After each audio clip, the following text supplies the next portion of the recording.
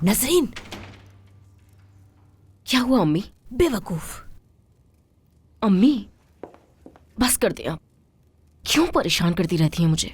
किसी दिन आपकी बातें करीम और सुल्ताना साहिबा जरूर सुन लेंगे।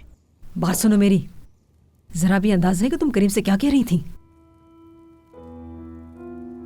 आप बातें सुन रही थी मेरी चुपके? हाँ हाँ। अम्मी, मैं आपको आखिरी बार समझा रही हूँ, खुदा के लिए मेरा पीछा करना बंद कर दें।